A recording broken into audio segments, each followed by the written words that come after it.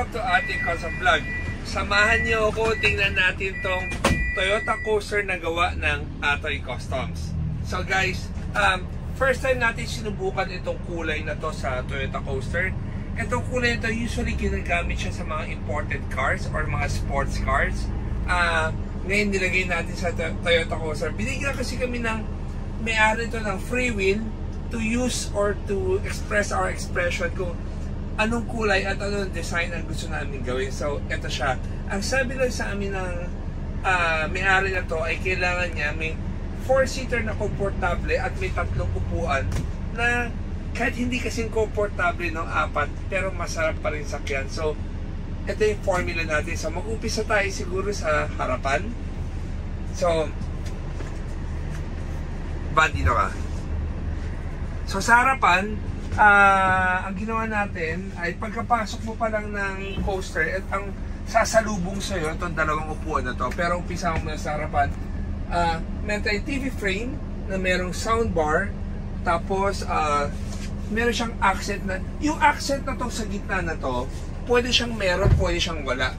May mga client kasi na claustrophobic, ayaw nilang may harang, gusto nila nakikita yung kalye. Meron naman iba, gusto nila may privacy. Kaya minilagyan namin ng power na curtain na pwede siyang umangat. Mamaya iangat natin na. Tapos dito nilagyan natin cup holders. Tapos nilagyan natin ng merong LED accent light to.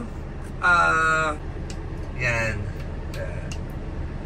Meron kami, itong casing na to, actually nilagyan siya ng microwave. Kaso hindi mo na pinalagyan ng client ng microwave. Kaya sukat ng microwave, pero ginawa mo namin lagayan ng gamit.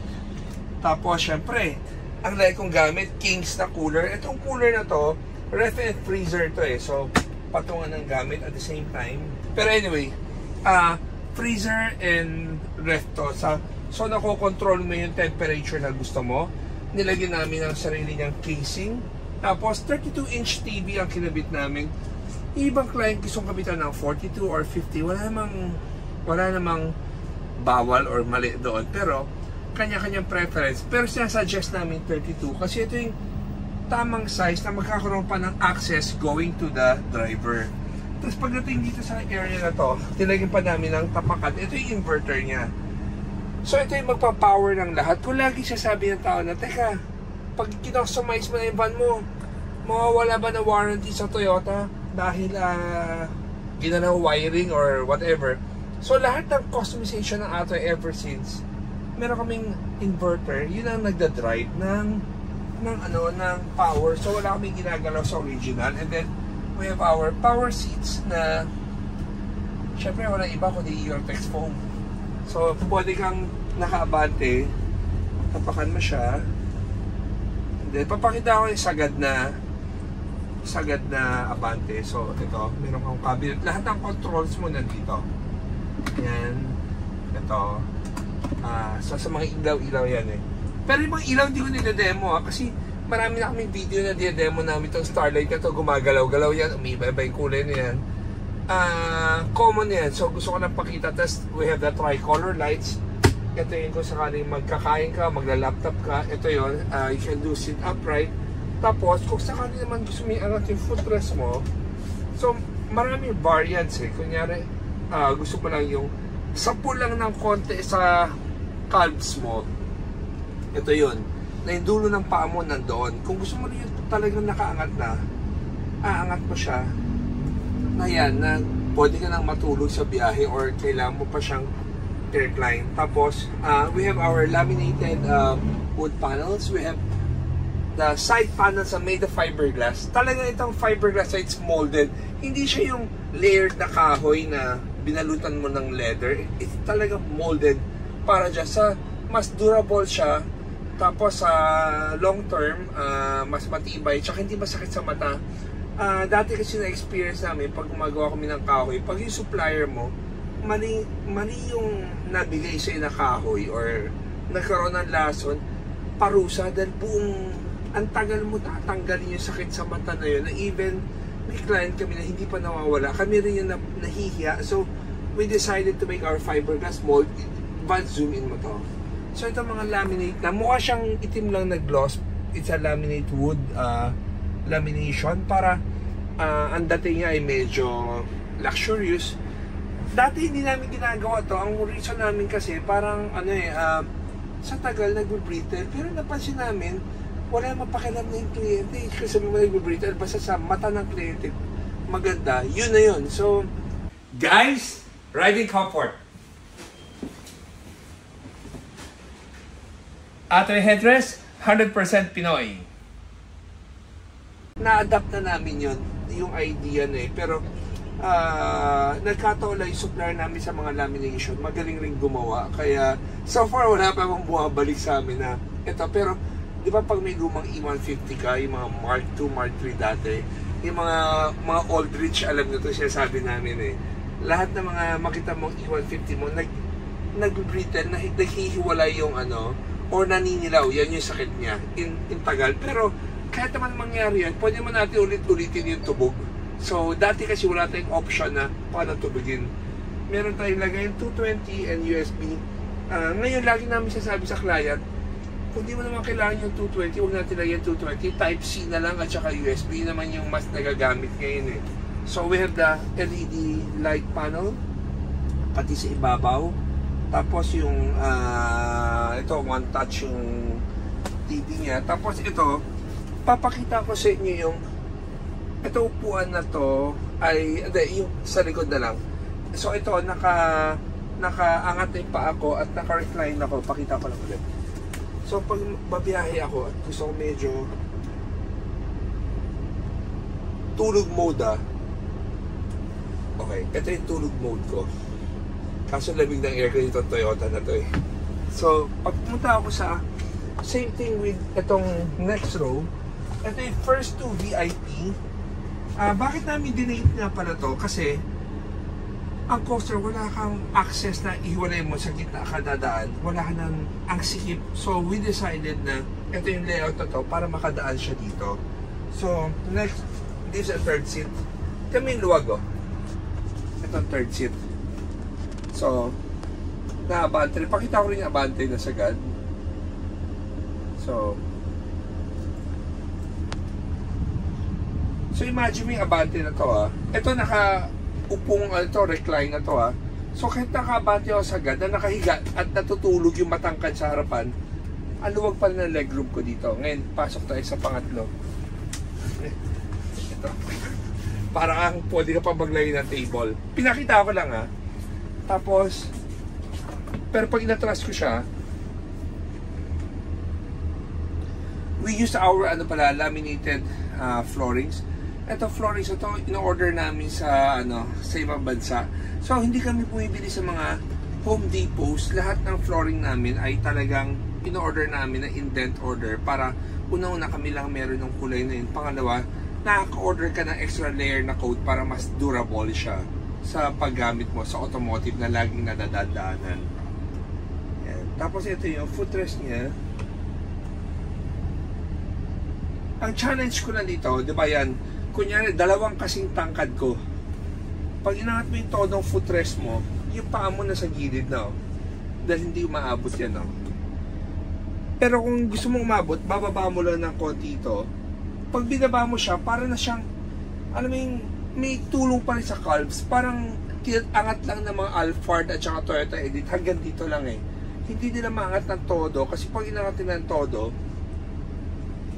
yung space malaki ang masasayang. Kaya pansin nyo yung mga top of the line na mga may footrest, bihira yung sagad na angat because of that reason. Syempre kino-compete nung car manufacturer din yung length or yung spacing ng mga upuan na yan. Tapos, so 1, 2, 3, 4, diba? Tapos itong seat number 5, na masagad na atras yan Itong may-ari na to, matangkad kasi yung anak niya. So, gusto niya i-make sure na maluwag pa rin ang legroom. Tapos yung from here to dito ang haba niyan.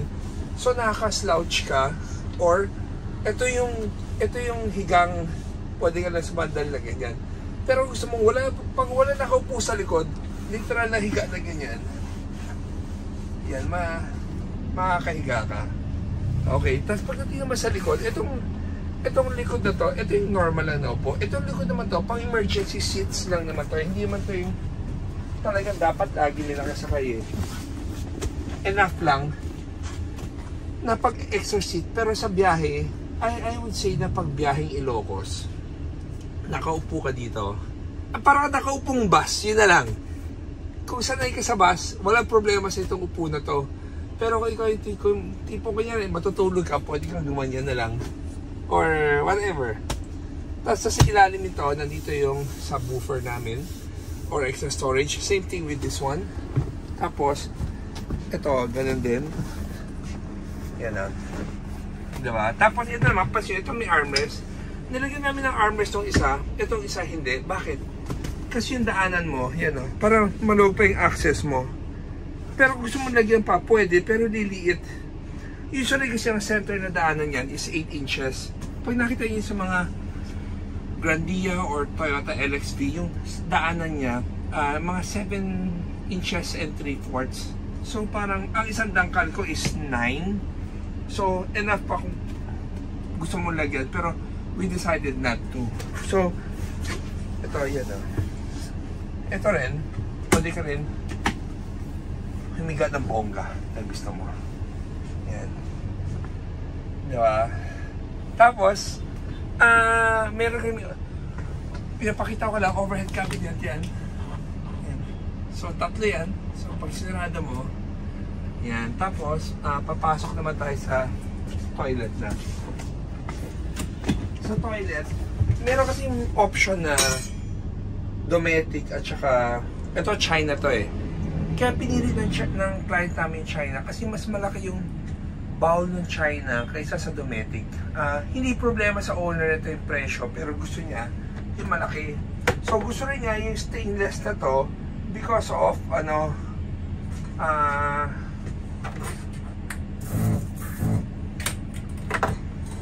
may gumamit So anyway, kung yan may gumamit yan, diba? Ang next na gagawin mo yun, bounce away, hihilain mo siya.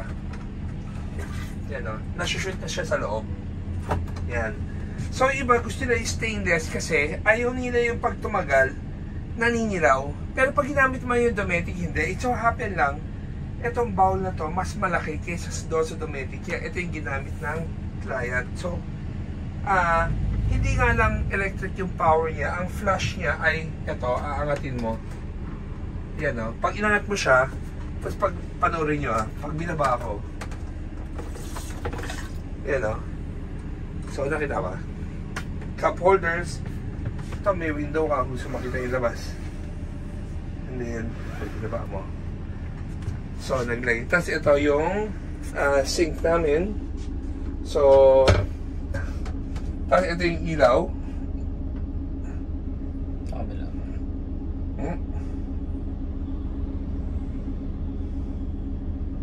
Nakalimutan ko paano i-operate. Basta umiiba yung kulay niya. Tapos nilagyan namin ng mga framings. Lahat ng framings na ginawa namin is made of fiberglass para durable, lightweight, at saka hindi masakit sa mata. So, guys, papakita ko na para sa inyo yung pagpapasok ka sa loob ng driver, kukunin mo itong controller na to. Ito, ayan na.